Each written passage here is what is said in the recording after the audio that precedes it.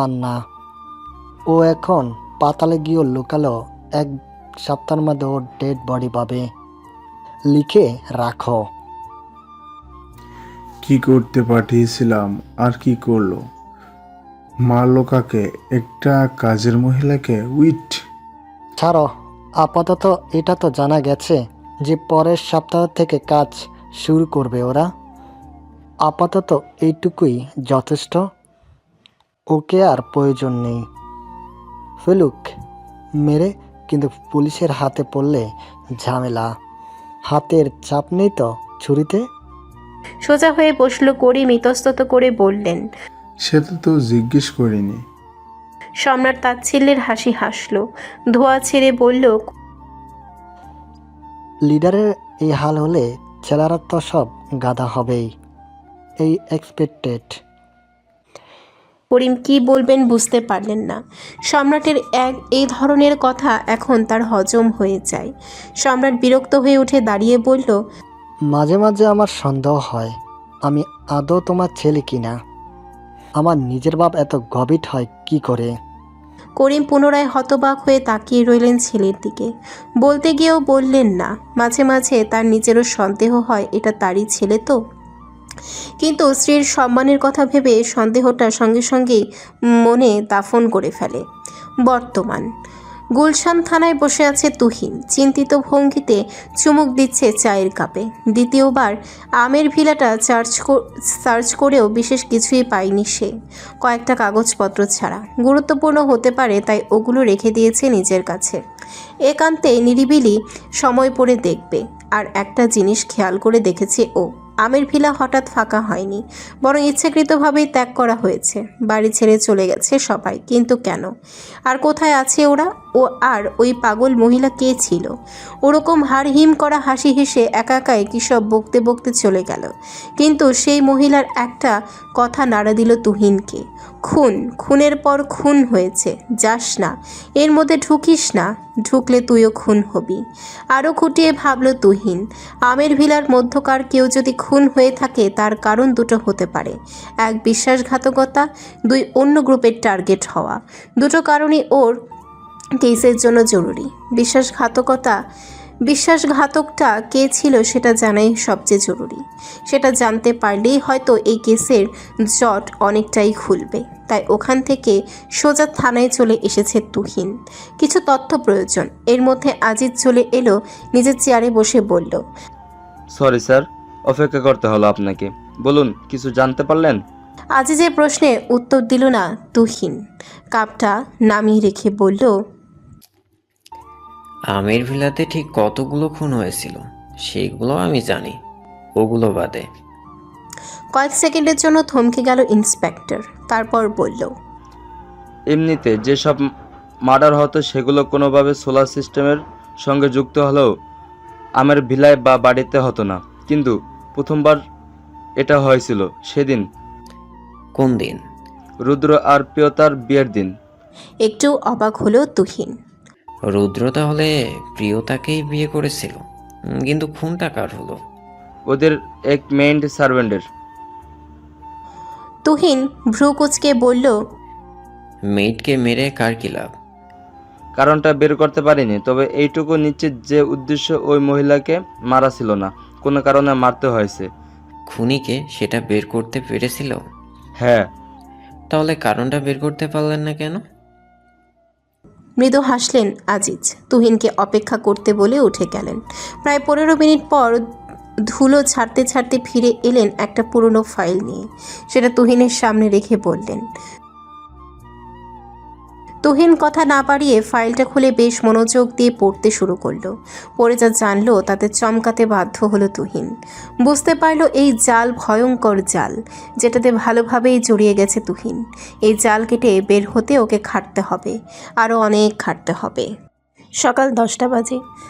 বারান্দায় দাঁড়িয়ে দিনের প্রথম সিগারেট ধরালো রুদ্র। মনে মনে পরিকল্পনা সাজাচ্ছে। কাল প্রিয়তাকে নিয়ে ঘুরতে বের হওয়ার কথা থাকলেও বের হতে পারেনি। হঠাৎই রাশেদের জরুরি তলব পড়ে। আলোচনার বিষয়বস্তু ছিল টাকা। পরে প্রজেক্টের ডিলটা কনফার্ম করার জন্য যত টাকা প্রয়োজন ছিল তত টাকা এখনও জোগাড় হয়নি। হাতে সময় আছে 4 দিন, বেশ কয়েক কোটি টাকার ব্যাপার। প্রয়োজনের চেয়ে অনেকটা বেশি টাকা দিয়েই করতে হচ্ছে ডিলটা। একবার মালগুলো হাতে পেলে লাভ প্রচুর, তখন এই বাড়িতে এর খরচটা গায়ে লাগবে না। কিন্তু এই 4 দিনে কিভাবে এতগুলো টাকা জোগাড় করবে সে বিষয়ে ভাবছে রুদ্র। নিচে সব কিছু গুছিয়ে রুমে এলো প্রিয়তা। রুমটা ফাঁকা দেখে খানিকটা ঘাবড়ে গেল ও। রুদ্র বেরিয়ে যায়নি তো? উপরে উঠে আসার সময় তাড়াতাড়ি আসতে বলেছিল প্রিয়তাকে, কিন্তু প্রিয়তা সব গোছাতে দেরি করে ফেলেছে। প্রিয়তা ভেবেছিল 5 মিনিটের বেশি লাগবে না, কিন্তু এতটা সময় লেগে যাবে বুঝতে উঠতে পারেনি। নিশ্চয়ই রাগ করেছে রুদ্র। বিষণ্ণ মন নিয়ে বেরিয়ে যাচ্ছিল প্রিয়তা। তখনই ব্যালকনি থেকে ঘুরে ঘরে ঢুকলো রুদ্র। হাতে ফোন। প্রিয়তাকে দেখে বলল। তো এতক্ষণে মেরে মেরে আমার কথা মনে পড়ে গেল। প্রিয়তা অপরাধীর ন্যায় মাথা নুইয়ে বলল, সরি, আসলে আমি ভেবেছিলাম তাড়াতাড়ি হয়ে যাবে, বুঝতে পারিনি এতটা লেট হয়ে যাবে। রুদ্র গম্ভীর মুখ করে এগিয়ে এলো। প্রিয়তা ভাবল নিশ্চয়ই এখন ধমক দিয়ে বসবে রুদ্র, কিন্তু ওকে অবাক করে রুদ্র এক হাতে জড়িয়ে ধরল প্রিয়তার কোমর। সামনের ছাটা চুলগুলো সরিয়ে দিয়ে গম্ভীর কণ্ঠেই বলল, একটা কথা মাথায় রাখবে, এই বাড়িতে কাজ করার জন্য অনেকে আছে। তুমি হাত না লাগালেও কেউ না কেউ ঠিকই করে দেবে। কিন্তু আমার বউ একটাই। বাড়িতে আমি যতক্ষণ থাকবো ততক্ষণ তোমাকে আমার আশেপাশে চাই। বোঝা গেছে? প্রিয়তা রুদ্রর 2 কাঁধে 2 হাত রেখে বলল, হ্যাঁ, বোঝা গেল। মাস্টারমশাই এমন গম্ভীর রাগী হলে না বুঝে উপায় আছে? ভুল হয়ে গেছে সাহেব, এবার ছাড়ুন, আপনার সেবায় নিয়োজিত হই। এই, তোমার ভয় কেটে যাচ্ছে? আপনাকে ভয় পেতে যাব কোন দুঃখে? আপনি বাঘ না ভাল্লুক? সত্যিই ভয় পাও না? প্রিয়তা চেহারায় কৃত্রিম বিরক্তি ভাব ফুটিয়ে তুলল। ভ্রুকুচকে বলল, ছাড়ুন না, এখন দেরি হতো না আপনার? জোর করে নিজেকে ছাড়িয়ে কাবার্ডের দিকে যেতে যেতে বলল, নিচে সবার সামনে যেভাবে তাড়া দিচ্ছিলেন, কুহু ভাই মিটমিটিয়ে হাসছিল, খালারা অবধি সবাই হেসে কুটি কুটি। কি লজ্জার ব্যাপার। ভাগ্যিস বাবা বা কাকা ছিলেন না। বিয়ের আগে তো আপনাকে এমন হ্যাংলা মনে হয়নি। ঘোল পাল্টে ফেলেন কেন আপনি? রুদ্র বলল। মারাত্মক প্রশ্ন, উত্তর পেলে জানিয়ে দেব। প্রিয়তা মুচকি হাসল। রুদ্রকে গায়ের শার্টটা জড়িয়ে দিয়ে বোতাম লাগাতে লাগাতে বলল, কোথায় যাবেন আজ? অফিসে। কেন? না, এমনি। রুদ্র প্রিয়তার মুখের দিকে তাকিয়ে মৃদু হেসে বলল, চিন্তা করো না, আপাতত কারো গলা কাটতে যাচ্ছি না। আর তোমার স্বামীর গলা কাটার মতো সাহস কারো নেই। উত্তরে তপ্ত শ্বাস ফেলল প্রিয়তা। বোতাম লাগানো শেষ করলো। এরপর রুদ্র চোখের দিকে তাকিয়ে হাসল। রুদ্র বলল, আজ ডেকে আনতে হয়েছে, পরের বার যেন এরকম না হয়। আমি বের হওয়ার সময় আমার শার্ট পরিয়ে দেওয়ার দায়িত্ব তোমার। আর দায়িত্ব এড়িয়ে যাওয়া মানুষদের আমি অপছন্দ করি। কঠিন শাস্তি দিই। প্রিয়তা আবার হাসল, বলল, জো হুকুম জাহাপনা। আমের ফাউন্ডেশন গিয়ে বসার সুযোগ পায়নি রুদ্র। যাওয়ার সঙ্গে সঙ্গে আবার বের হতে হলো। আমের মিলসের ফ্যাক্টরিতে যাবে। রাশেদ, রুদ্র আর উচ্ছ্বাসও আছে সঙ্গে। রুদ্র আর উচ্ছ্বাস অফিসে ঢোকার সুযোগটাও পায়নি। তার আগেই রাশেদের নির্দেশ চলে এসেছে। উচ্ছ্বাস ড্রাইভ করছে। রুদ্র সামনের সিটে বসে আছে আর রাশেদ পেছনের সিটে। হঠাৎ এত তারা দেখে রুদ্র প্রশ্ন করল, কিছু কি হয়েছে বাবা? রাশেদ তাকালেন না, বাইরে গিয়ে তাকিয়ে থেকেই বললেন। রুদ্র উত্তর দিল না। মাল ডেলিভারির কথাও ভোলেনি, কিন্তু এটাও জানে রাশেদ মনে মনে অস্থির হয়ে আছেন। অস্থির থাকলেই সব কাজ দ্রুত সেরে ফেলতে চান উনি। বহু বছর পর সদা স্থির রাশেদকে আজ অস্থির দেখছে রুদ্র। উচ্ছ্বাস বলল, আমার মনে হচ্ছে আমাদের কাজটা কয়েকদিন পেছাতে হবে। এত দ্রুত এত টাকার এই অ্যারেঞ্জমেন্ট কোনোভাবেই সম্ভব নয়। সকালে জাফর কাকা আর ইকবাল ভাই একই কথা বলছিল। রুদ্র গম্ভীর গলায় বলল। পেছানোর কোনো প্রয়োজন নেই, কাজ ঠিক সময় শুরু হবে। চমকে রুদ্রর দিকে এক পলক তাকিয়ে আবার গাড়ি চালানোতে মনোযোগ দিল উচ্ছ্বাস। রাশেদও চমকে উঠেছিলেন, কিন্তু 1 সেকেন্ডেরও কম সময়ের জন্য। পুনরায় একইভাবে তাকিয়ে রইলেন বাহিরের দিকে। এতক্ষণে গাড়ি ফ্যাক্টরিতে সামনে চলে এসেছে। গাড়ি থামিয়ে উচ্ছ্বাস বলল, কিন্তু টাকা? রুদ্র জবাব না দিয়ে নেমে গেল গাড়ি থেকে। রাশেদও নামলেন। উচ্ছ্বাস বোকার মতো কয়েক সেকেন্ড বসে থেকে নিজেও নেমে এলো। ওরা ভেতরে ঢুকতেই দৌড়ে এলো রঞ্জু। সালাম দিল তিনজনকেই। কাজ করে ঘেমে গেছে কালো হাফ হাতা গেঞ্জিটা, জিন্সটা গুটিয়ে ফেলেছে প্রায় হাঁটু অবধি। চেক চিটচিটে চুল বেয়ে ঘাম ঝরছে অনবরত। রুদ্র জিজ্ঞেস করলো, আটার প্যাকেটগুলো রেডি? টনি ভাই, জি ভাই, 900 প্যান্ট আছে। মাল কয়টার ভেতরে আছে? 3-4 সেকেন্ড চিন্তা করে রঞ্জু বলল। রুদ্র গম্ভীর আওয়াজে বলল, এতে হবে না, আর 200 প্যাকেটে ঢোকা, মোট 500 প্যাকেট। রাত 2টে ট্রাক আসবে, এখান থেকে 900 প্যাকেট বের হবে। ওদিকে সিলেটের মিল থেকে 400 পিওর প্যাকেট আসবে। এক একটা গাড়িতে 50টা প্যাকেট থাকবে। প্রতি স্টেশনে 50টা পিওর আটার প্যাকেটের সঙ্গে মালওয়ালা প্যাকেট এক্সচেঞ্জ করে দিতে হবে। পিওর প্যাকেটগুলো সব এখানে চলে আসবে, আর মালওয়ালাগুলো ক্লায়েন্টের কাছে। উচ্ছ্বাস কিছু বলতে নিয়েও বলল না। তাকালো রাশেদের দিকে। রাশেদ নির্বিকারভাবে চারপাশটা দেখতে দেখতে সিগারেট টানছে। মনে হচ্ছে এদিকে তার কোনো ধ্যান নেই, কিন্তু রুদ্রর প্রতিটা কথাই যে সে মনোযোগ দিয়ে শুনছে তা জানে উচ্ছ্বাস। রুদ্র আবার জিজ্ঞেস করলো, কাকার ইকবাল ভাই কোথায়? ছাপাখানায় গেছে, বইয়ের মধ্যে যে মালগুলো যাবে সেগুলো দেখতে। রুদ্র হাঁটতে হাঁটতে ফোন করলো জাফরকে। জাফর কল রিসিভ করতেই বলল, রুদ্র আরও 150টা বই বাড়িয়ে দাও। কিন্তু এত কম সময়ের এতগুলো বই কি করে কাটবে? আজকের জন্য ব্রেক বন্ধ। একদিন না খেলে মরে যাবে না ওরা। প্রয়োজনের কাজ শেষে পেট ভর্তি করে বিরিয়ানি খাইয়ে দিও। ইকবালের গলার আওয়াজ শোনা গেল। ইকবাল বলল, ভালো বইগুলো ওপরে রেখে নিও, বাকিটা আমি দেখে নেব। কথাটা বলে ফোন কাটলো রুদ্র। ফোন রেখে জাফর আর ইকবাল হতভম্ব চোখে তাকালো একে অপরের দিকে। পাগল হয়ে গেছে নাকি ছেলেটা? এদিকে ওখানেই রাখা হাতল ছাড়া চেয়ারগুলোতে বসলো ওরা। রঞ্জু দাঁড়িয়ে রইল এক পাশে। উচ্ছ্বাস বলল, ইকবাল ভাই কিন্তু কোনো ভুল কিছু বলেনি, একটু বেশি রিস্ক হয়ে যাচ্ছে না? 4 দিনের মধ্যে আমার টাকা লাগবে, এটাই মূল কথা। ডিলটা নিতে দেরি করে ফেললে অন্য কোনো গ্রুপ যে কোনো মুহূর্তে হাতিয়ে নিতে পারে, আর সেটা হলে কি হবে তা কারো অজানা না। We have to take this chance. যেখানে প্রতিটা শ্বাস রিস্কের উপর বসে নিচ্ছে, সেখানে এটুকু কিছুই না। রাশেদ এতক্ষণ চুপ থাকলেও এবার মুখ খুললেন, বললেন। রুদ্র মৃদু হেসে রাশেদের দিকে তাকিয়ে বলল, তারপর আমাদের ব্যবসায়ী বন্ধুরা আছে কি করতে? উচ্ছ্বাসের দিকে তাকিয়ে বলল, রিপন চৌধুরীকে একটা কল লাগাতো, বল এবার 2 কোটিতে আমার পেট ভরবে না, 5 কোটি চাই।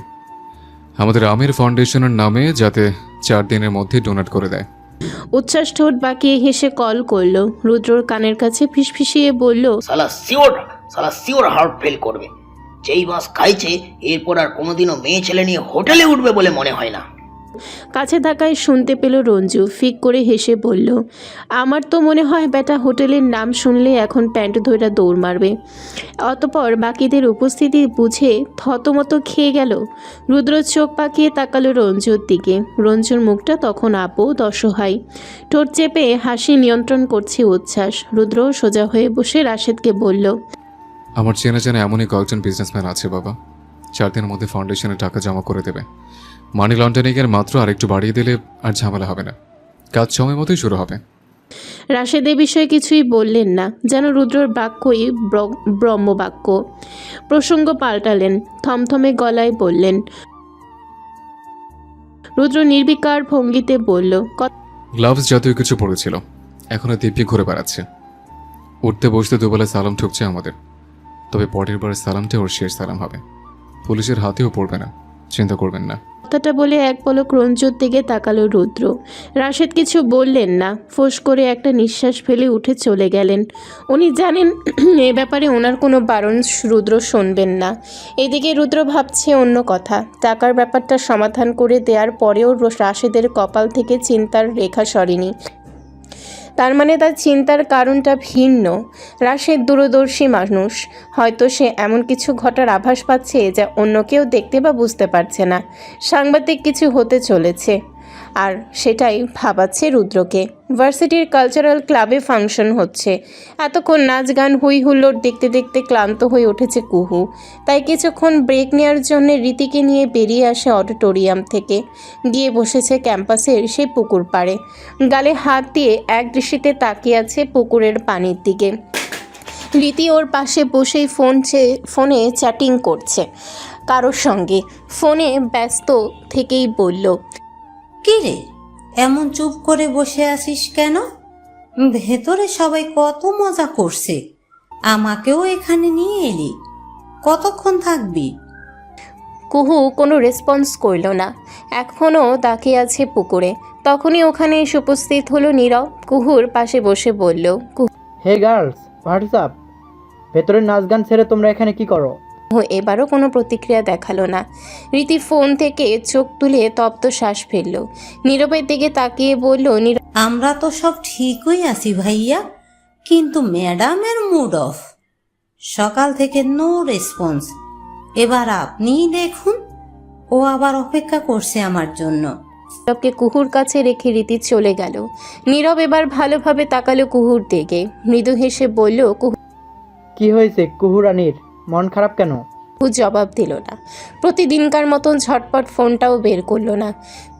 নীরব কিছুটা অবাক হলো। কুহুর হাতটা ধরে নিজের হাতের মুঠোয় এনে বলল, কি হয়েছে, রেগে আছো আমার উপর? কুহু এবার সরাসরি তাকালো নীরবের দিকে।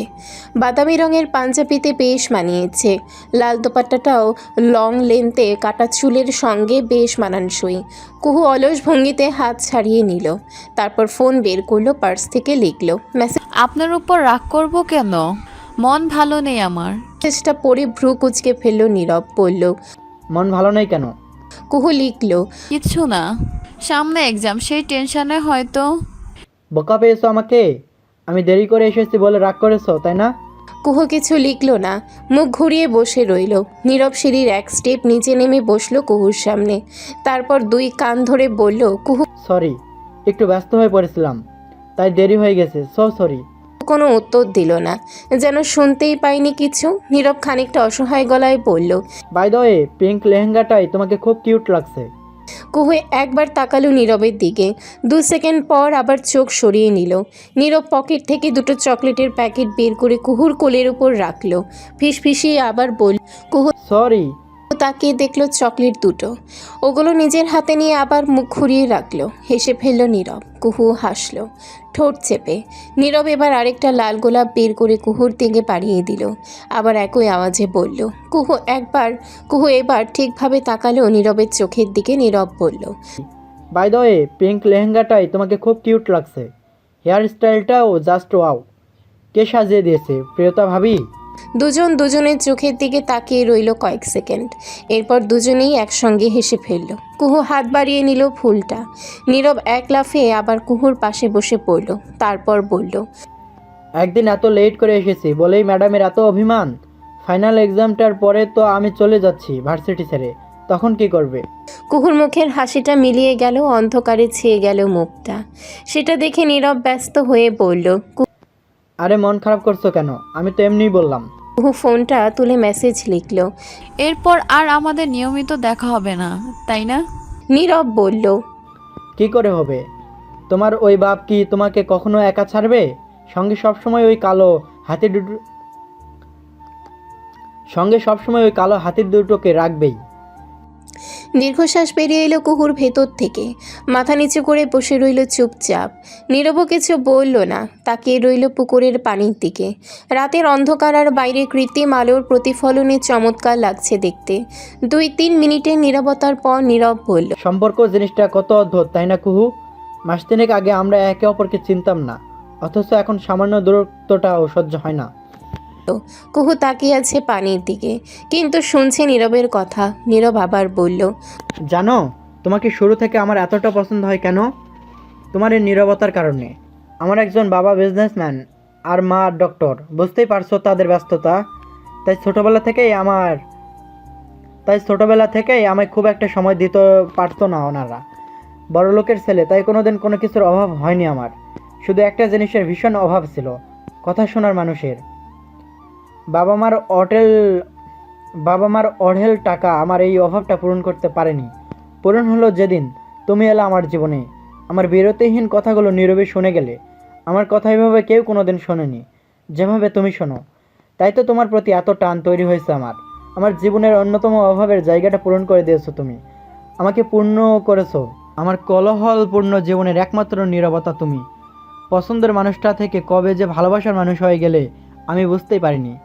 কুহু চকিতে তাকালো নীরবের দিকে। নীরব কুহুর দুটো হাত নিজের হাতে তুলে নিয়ে বলল, আমার মনে হলো আজকেই সঠিক সময় তোমাকে বলে দেওয়ার, নয়তো কখনো বলতে পারবো না। I love you, I love you. সত্যি বলছি, ভালোবেসে ফেলেছি তোমাকে আমি। কুহু হতবম্ব চোখে তাকিয়ে আছে নীরবের দিকে। নীরব কুহুর চোখে চোখ রাখলো, কয়েক সেকেন্ড তাকিয়ে থেকে নরম গলায় বলল, আমার নীরবতা হবে কুহু। রাত 12টা বাজে। রুদ্রর জন্য অপেক্ষা করতে করতে চোখ লেগে এসেছিল প্রিয়তার। হঠাৎ দরজা লাগানোর শব্দে চমকে উঠল। ঝটপট উঠে দাঁড়িয়ে রুদ্রকে দেখতে পেয়ে স্বস্তি পেল প্রিয়তা। রুদ্রের জন্য অপেক্ষা করতে করতে চোখ লেগে এসেছিল প্রিয়তার। হঠাৎ দরজা লাগানোর শব্দে চমকে উঠল। ঝটপট উঠে দাঁড়িয়ে রুদ্রকে দেখতে পেয়ে স্বস্তি পেল প্রিয়তা। সন্ধ্যায় ওকে নিয়ে ঘুরতে বেরিয়েছিল রুদ্র। হঠাৎ রঞ্জু এসে উপস্থিত হলো। এরপর ওকে বাড়িতে নামিয়ে দিয়ে খুব ব্যস্ত হয়ে কোথাও বেরিয়ে গিয়েছিল। সেই যাওয়ায় ফিরল এখন। মনে মনে ভীষণ চিন্তায় ছিল প্রিয়তা। অস্থির লাগছিল ভীষণ। এসেছেন? আমি এইদিকে। মুখে এগোতে নিয়েও রুদ্রর গায়ে রক্ত দেখে থমকে গেল প্রিয়তা। ভীতব্যস্ত কণ্ঠে বলল, কি হয়েছে আপনার, এত রক্ত কেন? প্রিয়তা রুদ্রকে ধরতে গেলেই হাত বাড়িয়ে থামিয়ে দিল রুদ্র। গম্ভীর গলায় বলল, প্রিয়তা কিছু বুঝে ওঠার আগেই রক্তাক্ত শার্টটা খুলে রেখে ওয়াশরুমে চলে গেল রুদ্র। আর প্রিয়তা মূর্তির মতো দাঁড়িয়ে রইল নিজের জায়গায়, একদৃষ্টিতে তাকিয়ে রইল রক্তাক্ত শার্টটার দিকে। রুদ্র বেরিয়ে এলো ঠিক 10 মিনিট পর। শাওয়ার নিয়েছে। ওর চোখ মুখ একদম স্বাভাবিক, যেন কিছুই হয়নি। প্রিয়তা বিছানায় বসে আছে একদম স্থির পুতুলের মতো। চোখ দুটো তখনও সেই রক্তাক্ত শার্টটাতে স্থির। রুদ্র সেদিকে এক পলক তাকালো, কিছু না বলে চলে গেল ড্রেসিং টেবিলের সামনে। নিজের প্রতিবিম্বের দিকে তাকিয়ে চুল মুছতে মুছতে বলল, কালো টি শার্টটা দাও তো। প্রিয়তা ধীরে সুস্থে তাকালো রুদ্রর দিকে। উঠে গিয়ে টি শার্ট এনে দিল রুদ্রকে। রুদ্র টি শার্ট পরে ঘুরতেই দেখলো প্রিয়তা দাঁড়িয়ে আছে, একদৃষ্টিতে তাকিয়ে আছে ওর দিকে। কিঞ্চিত হকচকিয়ে গেল রুদ্র। কি বলবে বুঝে উঠতে পারল না। প্রিয়তা রুদ্রর হাত ধরে এনে বসালো বিছানায়। নিজে দাঁড়িয়ে থেকে তোয়ালে দিয়ে রুদ্র চুল মুছতে শুরু করলো। রুদ্র কিছু বলছে না, প্রিয়তাও চুপ। কিছু সময় পর হঠাৎই প্রিয়তা বলে উঠল, আপনার শরীরে কোনো আঘাতের চিহ্ন নেই, অথচ শার্টে রক্ত। কাউকে মেরে এসেছেন? হ্যাঁ। মিথ্যা বলল রুদ্র। প্রিয়তা পাল্টা কোনো প্রশ্ন করলো না, কিন্তু রুদ্র খেয়াল করলো প্রিয়তার হাত কাঁপছে, বারবার ঠোক গিলছে। রুদ্র তখনই কিছু বলল না। লোক ডেকে রক্তাক্ত শার্টটা নিয়ে যেতে বলল। অনেক রাত হয়েছে। কথা না বাড়িয়ে শুয়ে পড়ল রুদ্র। প্রিয়তাকেও শুয়ে পড়তে বলল। এরপর আধ ঘন্টা কেটে গেল, কিন্তু কারো চোখে ঘুম নেই। অদ্ভুত অস্থিরতা গ্রাস করেছে ঘরটাকে। এক পর্যায়ে প্রিয়তা এসে মাথা রাখলো রুদ্রর বুকে, শক্ত করে জড়িয়ে ধরল। রুদ্রর এতক্ষণে অস্থিরতা কুরকুরের মতো উবে গেল। মনটাও শান্ত হয়ে গেল। চোখ বন্ধ করে চুপচাপ শুয়ে রইল কিছুক্ষণ। এরপর ডান হাতের আঙ্গুলগুলো প্রিয়তার চুলে ডুবিয়ে দিয়ে বলল। প্রিয়তা কিছু বলল না, আরো শক্ত করে আঁকড়ে ধরল রুদ্রকে।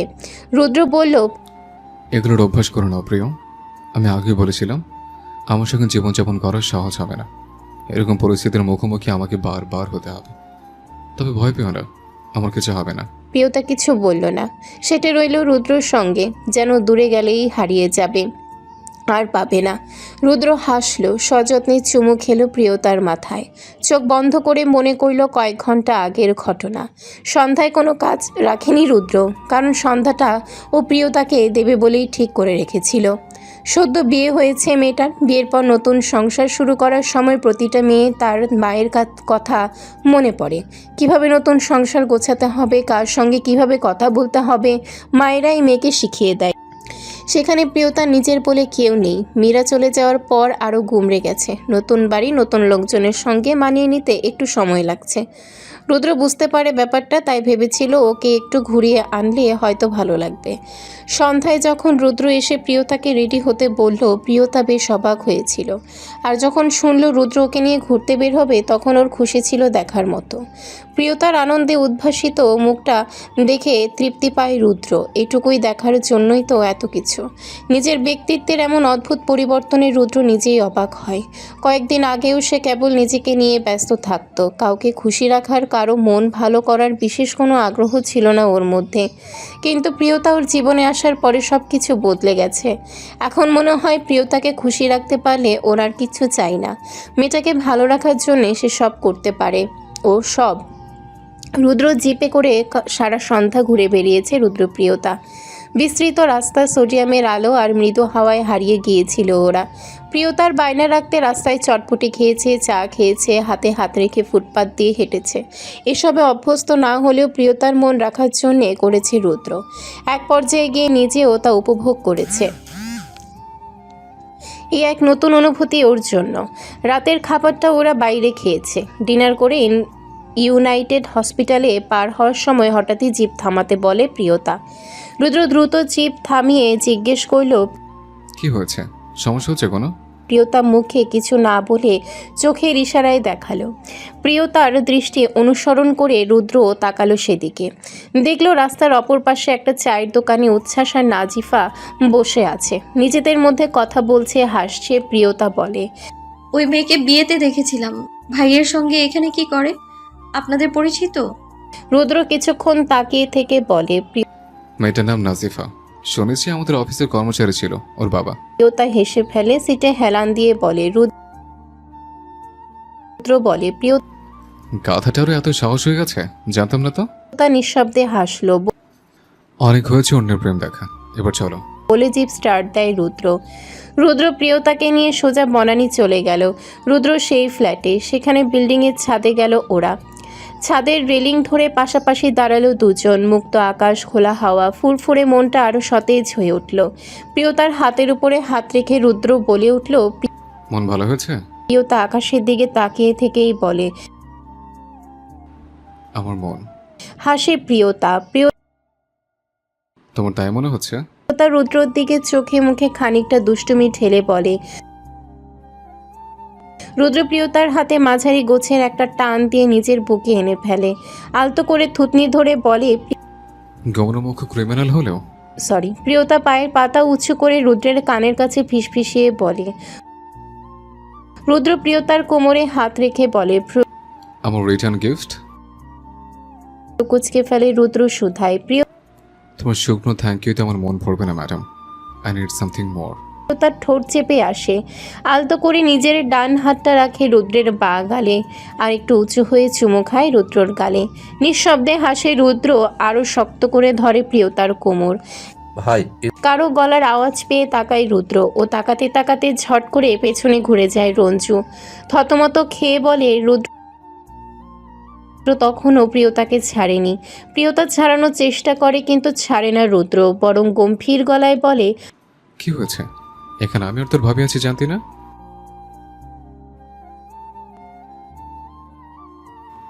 200 বার। এবার নাটক ছেড়ে এদিকে ঘোর, আসল কথা বল। রঞ্জু ঘোরে। ওদের দেখে চোখ নামিয়ে নেয় আবার। প্রিয়তা বারবার রুদ্রকে চোখ রাঙায় ছাড়ার জন্য, কিন্তু রুদ্র তো রুদ্রই। রঞ্জু ইতস্তত করে বলে, রুদ্র সঙ্গে সঙ্গে ছেড়ে দেয় প্রিয়তাকে। এগিয়ে যায় রঞ্জুর দিকে। ওদের দুজনের কথা শুনতে পাচ্ছিল না প্রিয়তা। চিন্তিত দৃষ্টিতে সেদিকে তাকিয়েছিল কেবল। একটু পরে রুদ্র এসে প্রিয়তাকে বলে, প্রিয়, আমাদের ফিরতে হবে, চলো। প্রিয়তা কথা না বাড়িয়ে মাথা নাড়ে। প্রিয়তাকে আমের ভিলায় পৌঁছে দিয়ে গেটের কাছে আসে রুদ্র। রঞ্জুকে বলে, বৈঠক ঘরে প্রহরী। নামটা যেন কি? হ্যাঁ, পারভেজ। বল, আমার সঙ্গে একটু বাইরে যেতে হবে। রঞ্জু খানিকটা অবাক হয়। শুভ কাজে দেরি কিসের? শহর পার করে রুদ্র জিপ এক নির্জন রাস্তার দিকে ঢোকে। রুদ্রর পাশের সিটে বসে পারভেজ প্রথমে ভেবেছিল রুদ্র হয়তো কোনো গোডাউন বা ফ্যাক্টরিতে যাবে। এসব জায়গা যাওয়ার আগে মাঝে মাঝেই রুদ্র ওদের প্রহরীদের মধ্যে কাউকে সঙ্গে নিয়ে যায়। ও নিজেও গেছে অনেকবার, তাই বিষয়টা ভাবিনি সেভাবে। কিন্তু এই রাস্তায় আসতেই খানিকটা অবাক হয় সে। বলে, কোথায় যাচ্ছি আমরা ভাই? কাল এক কালসাপকে বহুদিন দুধ কলা দিয়ে পুষছিলাম, এখন ওটাকে মারার সময় হয়ে গেছে। কালসাপ? শব্দটা পরিচিত মনে হচ্ছে, আপন আপন লাগছে, তাই না? গলাটা শুকিয়ে আসে পারভেজের। দু হাতে তালু দিয়ে মুখের ঘামটা মুছে নিয়ে তুতলে বলে, বুঝলাম না ভাই। রুদ্র চেহারাটা খানিকটা ভাবুক হয়ে ওঠে, ভাবুক স্বরেই বলে।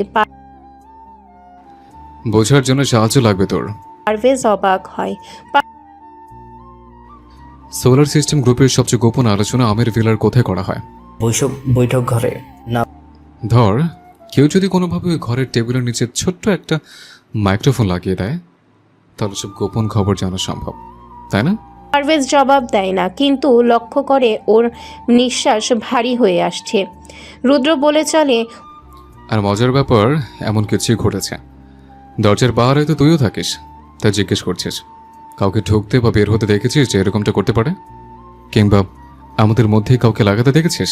ভাই আমি তো দেখিনি অন্য কাউকে। উত্তরে কিছুই বলে না রুদ্র। হঠাৎই শীষ বাজাতে শুরু করে। শীষের শব্দটা পারভেজের শিরদাঁড়ার ভেতর দিয়ে শীতল স্রোতের বয়ে নিয়ে যায়। রুদ্র থমথমে গলায় বলে, অন্য কাউকে দেখার কথাও না, কারণ কাজটা তুই করেছিস। আর কোনো সন্দেহই নেই পারভেজের মনে। মৃত্যু নিকটে, কোনো কিছু না ভেবেই জিপ থেকে লাফিয়ে নেমে যায় পারভেজ। রুদ্র জিপ থামায়, নেমে দেখে পারভেজ কেটেছিলে যাওয়া হাত পা নিয়ে দৌড়ে পালাতে চাইছে। রুদ্র চেহারা নির্বিকার, অলস ভঙ্গিতে হলস্টার থেকে পিস্তলটা বের করে সোজা গুলি করে পারভেজের পায়ে। পারভেজ হুমড়ি খেয়ে পড়ে রাস্তায়। রুদ্র স্বাভাবিক পায়ে এগিয়ে গিয়ে হাঁটু ভেঙে বসে রুদ্রর সামনে। পারভেজ ডান পা চেপে ধরে ছটফট করে। সে রুদ্রর দিকে করুণ চোখে তাকিয়ে বলে, ভাই দয়া করে একবারে মেরে ফেলুন, দোহাই লাগে, একবারে মারুন। ব্যঙ্গাত্মক হাসি হাসি রুদ্র হাতের পিস্তলটা নাড়াতে নাড়াতে বলে, যন্ত্রণা সহ্য করার সাহস যখন নেই, তখন এত বড় আবালগিরি করলে কি করে? রুদ্র আমার পিঠে ছুরি মারার সাহস করতে গেলে যন্ত্রণা সহ্য করার ক্ষমতা থাকা উচিত ছিল। কথাটা বললে পারভেজের পায়ের হাঁটুতে গুলি করে রুদ্র। গগন বিদারী চিৎকার করে ওঠে পারভেজ। রুদ্রর ঠোঁটে নিষ্ঠুর হাসি প্রসারিত হয়। মৃদু গলায় বলে, চিৎকার না, সবাই জানে চেঁচামেচি পছন্দ করি না আমি। বলেই পিস্তলের বাট দিয়ে আঘাত করে পারভেজের মুখে। ব্যথায় চিৎকার করতেও ভুলে যায় পারভেজ। রুদ্র জিজ্ঞেস করে, ব্ল্যাক হোল?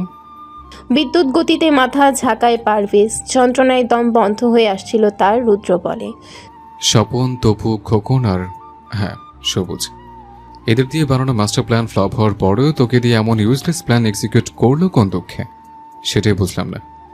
তাছাড়া আজকাল গাছে বেশি ভুগছে নাকি? চমকে ওঠে পারভেজ। ওর আগেও লোক কিনে নিয়েছিল ব্ল্যাক হোল, তাদের রুদ্র মেরে ফেলেছে।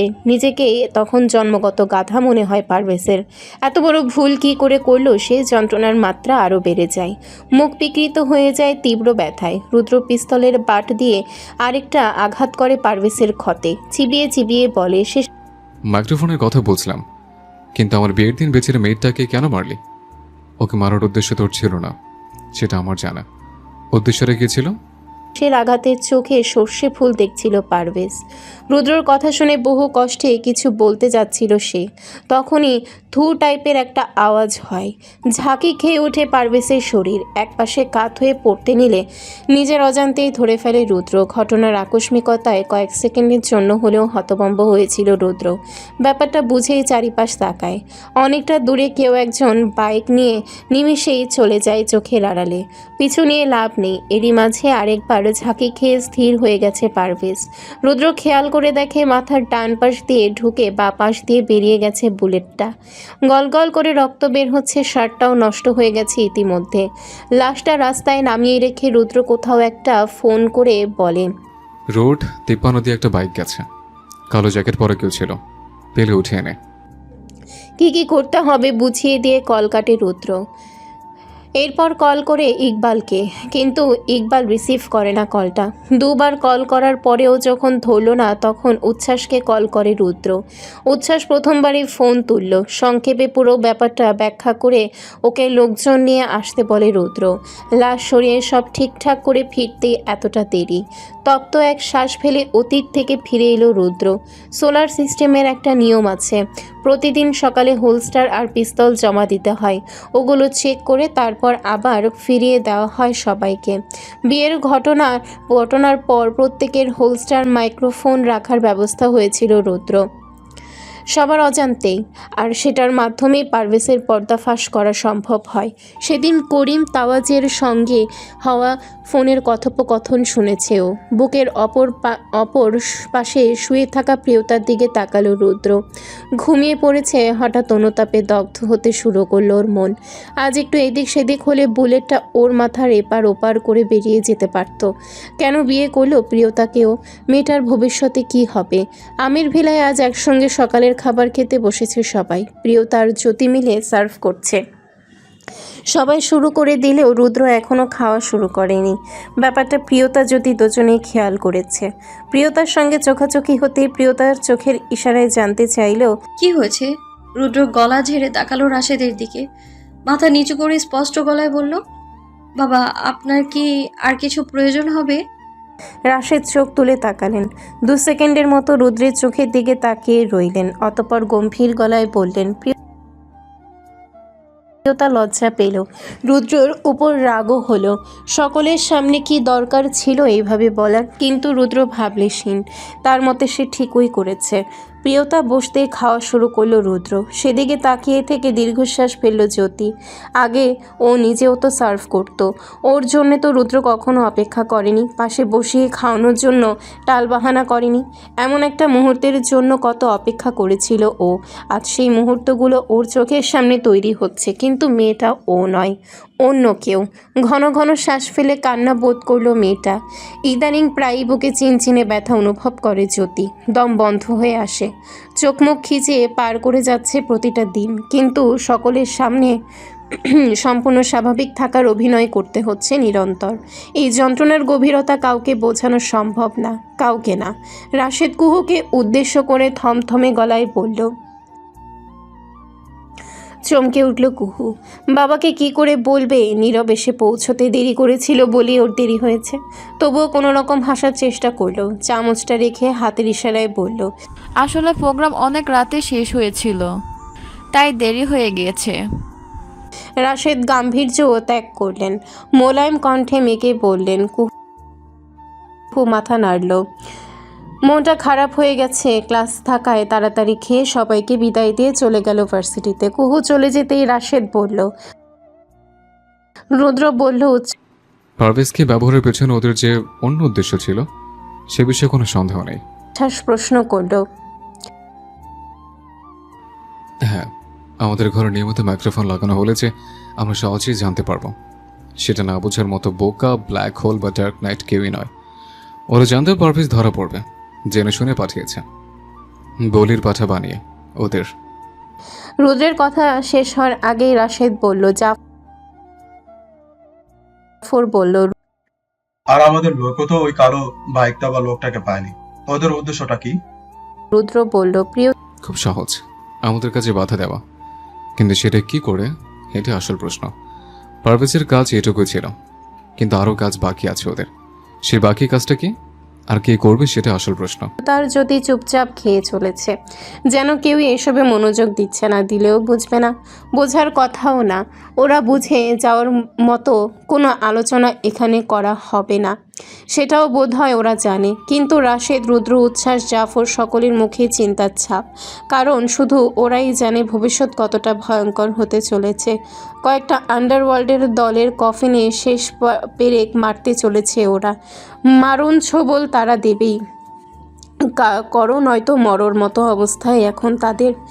বাঁচার জন্য মানুষ ভয়ঙ্করতম হতে পারে, আর এবার বাঁচার জন্যে যে নিষ্ঠুর পরিকল্পনা তারা করেছে তার 50% জানা থাকলে কেবল চিন্তা করতো না সোলার সিস্টেম, রীতিমতো ভয় পেত। ভয়। ইউনাইটেড হসপিটালের সেই চায়ের দোকানে পাশাপাশি বসে আছে উচ্ছ্বাস আর নাজিফা। দুজনেই চুপচাপ, মাঝে মধ্যে ছোট ছোট চুমুক দিচ্ছে চায়ের কাপে। দীর্ঘ সময় নীরবতা ভেঙে উচ্ছ্বাস প্রশ্ন করল, না কিছু বলছো না যে? কি বলবো? কিছু বলার না থাকলে শুধুই বারবার ডাকো কেন নাফিজা? নাজিফা ভ্রু কুচকে ফেলল, উচ্ছ্বাসের দিকে তাকিয়ে বলল, তুমি যখন হসপিটালের গেটের সামনে দাঁড়িয়ে ডেইলি 2 বেলা আমার চেহারা গেল ড্যাব ড্যাব করে তাকিয়ে থাকো, তখন আমি কোনো প্রশ্ন করি? উচ্ছ্বাস খানিকটা গম্ভীর হয়ে বলল, আমি সিরিয়াস। ভালো লাগে তাই ডাকি। স্পষ্ট জবাব নাজিফার। আর ডেকো না। নাজিফা অবাক হলো, জিজ্ঞাসু দৃষ্টিতে উচ্ছ্বাসের দিকে তাকিয়ে মাথা নাড়িয়ে বোঝালো মানে। উচ্ছ্বাস কঠিন স্বরে বলল, আর ডেকো না, ডাকলেও আমি আসবো না। আমি চাই না আমাদের মধ্যে আর কোনো রকম কোনো যোগাযোগ হোক। আমরা এখন থেকে আবার আগের মতোই থাকবো। তুমি তোমার রাস্তায়, আমি আমার রাস্তায়। এইটুকুই আমি বলতে এসেছিলাম। ভালো থেকো। নাজিফাকে কিছু বলার সুযোগটুকু না দিয়ে উঠে এলো উচ্ছ্বাস। নাজিফা হতভম্ব হয়ে বসে রইল সেখানেই। উচ্ছ্বাস মোড়ে এসে দেখল রুদ্র দাঁড়িয়ে আছে জিপ নিয়ে।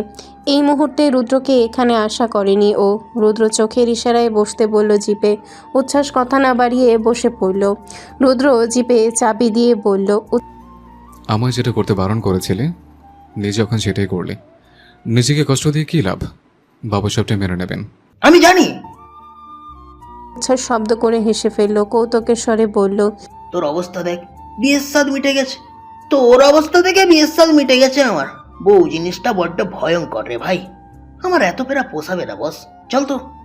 রুদ্র কিছু বলল না, দীর্ঘশ্বাস ফেলে জিপে স্টার্ট দিল। সকাল 10:12 চট্টগ্রাম। নিজের অফিসে বসে কাজ করছে করিম তাজওয়ার। পাশে দলেরই আরও 4 জন লোক, তাদের মধ্যে সাজ্জাদও একজন।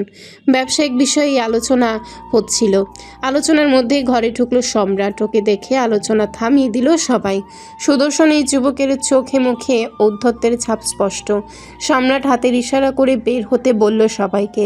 সবাই একটু ইতস্তত করে বের চুপচাপ বেরিয়ে গেল। বের হলো না সাজ্জাদ, সে তাকিয়ে রইল করিম তাজওয়ারের দিকে। সম্রাট খেকিয়ে উঠল, আমি বলছি সেটাই যথেষ্ট, গেট আউট। মানে স্তব্ধ হয়ে গেল সাজ্জাদ। দাঁতে দাঁত পিষল, কিন্তু হজম করে নিতে হলো সবটা। অপরাধীর মতো চুপচাপ মাথা নিচু করে বেরিয়ে গেল ঘর থেকে। ছেলের ঔদ্ধত্যে হতাশ নিঃশ্বাস ফেলল করিম। বেয়াদবির মাত্রা সীমা ছাড়িয়ে গেছে ছেলেটার। সম্রাট সেদিকে তোয়াক্কা করল না। একটা চেয়ার টেনে পায়ের উপরে পা তুলে বসলো। করিমের চোখের দিকে তাকিয়ে বলল, পারভেজের খবর পেয়েছো? পেয়েছি। 1 সপ্তাহ লাগেনি কিন্তু। রুদ্র মরেনি ওকে? জানি আমি, মারতো। যদিও তার আগে এসে পারভেজকেও শ্যুট করতো। করিম তাজওয়ার ফাইল বন্ধ করে চেয়ারে হেলান দিয়ে বলল, ভাগ্যিস করেছে, নয়তো সব ভেস্তে যেত। প্রথমে ভরসা করতে পারিনি ওর উপর, কিন্তু এখন দেখছি যথেষ্ট কাজে। হাসি হেসে বলল, ও কার কাছে, কার শিক্ষায় তৈরি হয়েছে সেটাও দেখতে হবে। তোমার দলের বা কাছের কেউ হলে এতদিনে। গলা কেটে যাওয়ার ইশারা করলো সম্রাট সবাইকে। আর আমার মতো এক্সেপশনাল কেস না। ভাগ্যিস জেনেটিক্যালি তোমার বলদ মার্কা গুণগুলো পাইনি, নইলে তোমার বড় ছেলের সঙ্গে সঙ্গে এতদিনে আমারও এনকাউন্টার হয়ে যেত। করিম তাজওয়ার বিরক্ত হয়ে বললেন, বেয়াদবির সীমা পড়ে ফেলেছে তুমি সম্রাট। মানছি তোমার মতের বিরুদ্ধে গিয়ে আমরা একটা স্টেপ নিয়েছি যা তোমার পছন্দ হয়নি, কিন্তু রেজাল্ট আলটিমেটলি ভালোই আসবে। সম্রাটের কৌতুকপূর্ণ দৃষ্টি এবার কঠোর হয়ে উঠল। দাঁতে দাঁত চেপে বলল, হোকসো, যদি তা না হয় রুদ্রের আগে আমি শেষ করে দিব সব কিছু। কথাটা মাথায় রেখো। করিম পলকহীন চোখে তাকিয়ে রইল ছেলের দিকে। হাতের তালু ঘেমে উঠছে তার। মন কু ডাকছে বারবার। যা করতে চলেছে তার জন্যে মনে মনে ভীষণ অনুশোচনা হচ্ছে। তারা খুন করে, অনেক অবৈধ কাজ করে, নিজস্ব প্রয়োজনে করে, কিন্তু তাই বলে এরকম পৈশাচিক নিষ্ঠুরতা গাছ গোড়া থেকে উপড়ে ফেলে অভ্যস্ত তারা। কিন্তু এবার তো একটা একটা করে ডাল ভাঙার পরিকল্পনা করেছে। জীবন মরণ প্রশ্ন না হলে এটা সে করতো না। সম্রাট যেন নিজেও একটু ভাবুক হয়ে উঠেছিল, কিন্তু মুহূর্তেই সুমূর্তি ধারণ করে বলল, এনিওয়ে, ওরা আজকে আমাকে কল করেছিল। এবার মিটিংয়ে বসতে হবে আজ সন্ধ্যায়। মাস পরের কথা। ক্যালেন্ডারে 2টো পাতা উল্টে গেছে। ঋতুর সঙ্গে বদলেছে পরিবেশ, আবহাওয়া। মাঝে বিশেষ কিছু না ঘটলেও সম্পর্কের সমীকরণে পরিবর্তন ঘটেছে অনেক। সন্ধ্যাবেলা কুহুর ঘরে বসে একসঙ্গে টিভি দেখছে প্রিয়তা, কুহু আর জ্যোতি। প্রিয়তা আর জ্যোতি পাশাপাশি নিচে বসে আছে। কুহু আরাম করে বসে আছে বিছানায়। নতুন একটা সিনেমা এসেছে, মুভিটা থ্রিলার, বেশ ইন্টারেস্টিং। খুব মনোযোগ দিয়ে দেখছে প্রিয়তা আর জ্যোতি। খানিক বাদে বাদে নিজেদের মধ্যে ব্যাপারটা নিয়ে আলোচনাও করছে, কিন্তু কুহুর টিভিতে সেরকম মনোযোগ নেই, নামে মাত্র টিভির দিকে তাকাচ্ছে। টিভিতে কি হচ্ছে সেসবে কোনো ধ্যান নেই তার, বারবার ফোন চেক করছে। কাল নীরবের সঙ্গে রাগ করে চলে এসেছিল ভার্সিটি থেকে, ছোটোখাটো মনোমালিন্য হয়েছে দুজনের মধ্যে, সে কারণে কাল থেকে নীরবকে কোনো মেসেজ করেনি ও আনা নীরব করেছে। সে ব্যাপারেই মন খারাপ, অভিমানে গাল ফুলিয়ে উঠছে, কেঁদে সব কিছু ভাসিয়ে দিতে ইচ্ছে করছে। ব্যাপারটা সবার আগে প্রিয়তায় খেয়াল করলো।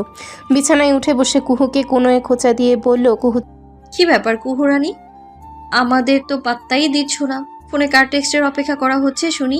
চকিতে চাইলো, খানিকটা হকচকিয়ে গেল প্রিয়তার হঠাৎ করা প্রশ্নে। যদিও উঠে বসলো বিছানায়, অলস ভঙ্গিতে হেলান দিয়ে বলল, তুমি তো এটা এখন দেখছো, আমি তো সেই কবে থেকেই দেখছি।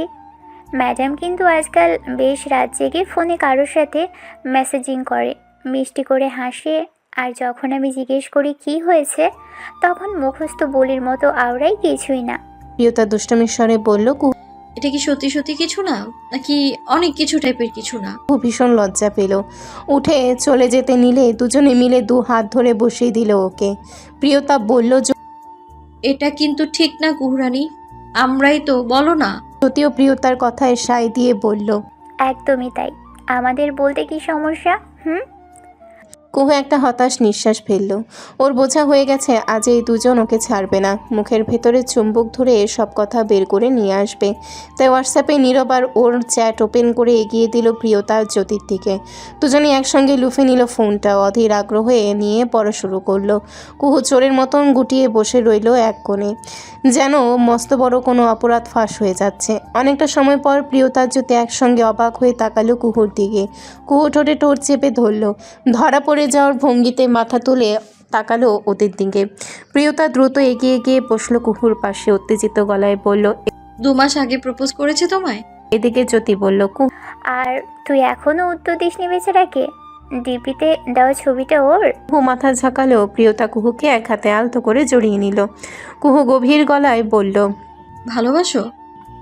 নিমেষে কুহুর গাল কান লাল হয়ে উঠল, চুপসে গেল একদম। তা দেখে জ্যোতি কৌতুক করে বলল, বাবা, আমাদের কুহু সোনা বড় হয়ে গেছে। প্রিয়তা বলল, ভালো যখন বাসো তখন বলছো না কেন ওনাকে? মনের কথা মনে চেপে রাখতে নেই, বলে দিতে হয়। কুহুর হাস্যোজ্জ্বল মুখটা হঠাৎ মলিন হয়ে উঠল, অসহায় মুখ করে মাথা নিচু করে ফেলল। প্রিয়তা কয়েক সেকেন্ড তাকিয়ে রইল কুহুর দিকে। কুহুর থুতনি ধরে মাথাটা উঁচু করে বলল, আমি জানি তুমি কি ভাবছো, কুহু নিজেকে এত ছোট করে দেখে না। আর নীরবের কথাবার্তা দেখে আমার মনে হয়নি তোমার এই কথা বলতে না পারার মতো ছোট বিষয়টা ওনার কাছে মেটার করে। আর যদি পারিবারিক ব্যাপার নিয়ে ভেবে থাকো তাহলে আপাতত এসব মাথায় এনো না, আগে নীরবকে হ্যাঁ বলতে দেখো। আমার মনে হয় ওর পরিবারকে বোঝাতে পারবে, আর তোমার ভাইয়াকে আমি বুঝিয়ে বলবো, আর তোমার ভাইয়া বাবাকে বলবে, দেখো সব ঠিক হবে, আমি বলছি। কুহু মিষ্টি এক হাসি দিয়ে জড়িয়ে ধরল প্রিয়তাকে। যদিও মলিন হেসে বলল, তুই খুব ভাগ্যবতী কুহু, যাকে তুই ভালোবাসিস সেও তোকেই ভালোবাসে। তাই বলছি, সময় থাকতে বলে দে ওকে। জ্যোতির কথা শুনে প্রিয়তা স্থির চোখে তাকিয়ে রইল ওর দিকে। জ্যোতির দৃষ্টিও প্রিয়তার দিকে, চোখে চোখেই যেন অদ্ভুত কিন্তু গভীর কিছু কথোপকথন হলো দুজনের মধ্যে। কুহু দুজনের দিকে তাকিয়ে ছোট শ্বাস ফেলল। প্রথম ও নিজেও খুব করে চাইতো জ্যোতি ওর ভাবি হোক, রুদ্র জ্যোতিকে ভালোবাসুক, কিন্তু যখন জানলো রুদ্র প্রিয়তাকে ভালোবাসে তখন জ্যোতির জন্য দুঃখ হলো। তবে মনে প্রাণে চেয়েছিল রুদ্র তার ভালোবাসাকেই পাক, কারণ ওর অনিভিজ্ঞ মনও জানতো একপাক্ষিক ভালোবাসায় মানুষ কষ্ট পায়, কিন্তু তার চেয়েও কয়েক গুণ বেশি কষ্ট তখন পায় যখন পরস্পরকে ভালোবেসেও তাদের একসঙ্গে থাকা হয়ে ওঠে না। আর এখন প্রিয়তার সঙ্গে যত সময় কাটাচ্ছে, যত চিনছে, ততই কুহুর মনে হচ্ছে প্রিয়তার চেয়ে ভালো ওর ভাইয়ের জন্যে আর কেউ হতেই পারতো না। এমনি তো আর রুদ্র আমেরের কঠোর হৃদয়ে এই রমণী জায়গা করে নেয়নি, কিছু তো বিশেষ আছে তার মধ্যে। যদি যে কষ্ট পেয়েছে তার জন্য রুদ্র বা প্রিয়তা কেউই দায়ী নয়, দায়ী তার ভাগ্য। কিন্তু ও মন থেকে সবসময় চায় ওর ভাইয়া ভাবিকে যেন সেই তীব্র কষ্ট সহ্য করতে না হয়। নিয়তি যেন তাদের সঙ্গে কোনো নিষ্ঠুর কোনো খেলা না খেলে। আষাঢ় মাসের প্রথম দিন, গুড়ি গুড়ি বৃষ্টি হচ্ছে। ইউনিভার্সিটিতে আজ নীরবদের শেষ দিন, অডিটোরিয়ামে অনুষ্ঠান হচ্ছে। অনুষ্ঠান শেষ হতেই ঋতুকে বিদায় দিয়ে বারান্দাতে এসে দাঁড়ালো কুহু। এদিকটা একদম ফাঁকা। কুহু একদৃষ্টিতে তাকিয়ে আছে মেঘলা আকাশের দিকে। ধূসর মেঘে আচ্ছন্ন হয়ে আছে গোটা আকাশ। কুহুর মনে হলো আকাশেরও বুঝি আজ মন খারাপ, কুহুরই মতো। আকাশের মতো কুহুরও আজ ভীষণ কাঁদতে ইচ্ছে করছে। ভারী বর্ষণে মনে জমা ঘন মেঘকে দূরে করে দিতে ইচ্ছে করছে। হঠাৎ পাশে এসে কেউ দাঁড়িয়েছে বুঝতে পেরে ঘাড় ঘুরিয়ে তাকালো কুহু। তাকিয়ে দেখে নীরব দাঁড়িয়ে আছে। নীরবকে দেখে কুহুর মন আহ্লাদি হয়ে উঠল। কেঁদে ফেলতে ইচ্ছে হলো, কিন্তু কুহু কাঁদল না। আবার তাকালো মুক্ত আকাশের দিকে। পাতলা ঠোঁটজোড়া কেঁপে উঠল দুবার। নীরব আলতো করে হাত রাখলো কুহুর হাতে, মৃদু নরম গলায় বলল। সরি, নীরব নিজের দুই কানে হাত দিয়ে বলল। সত্যি সরি। কুহু চোখ দিয়ে দুফোঁটা জল গড়িয়ে পড়ল। তা দেখে হতভম্ব হলো নীরব। দ্রুত কুহুকে ঘোরালো নিজের দিকে। ব্যস্ত হাতে চোখ দুটো মুছে দিয়ে বলল। এভাবে কাঁদছো কেন? সরি বললাম তো। আচ্ছা, কান ধরে উঠবোস করবো? তবুও কেঁদো না প্লিজ, আমার ভালো লাগছে না। সরি তো। কিন্তু কুহুর কান্না থামল না। মাথা নিচু করে চোখের জল ফেলেই যাচ্ছে মেয়েটা। নীরব বিপাকে পড়ল এবার। আলতো করে কুহুর মুখটা উঁচু করে ধরে বলল। কুহু, কি হয়েছে বলো আমায়? আচমকায় কুহু জড়িয়ে ধরল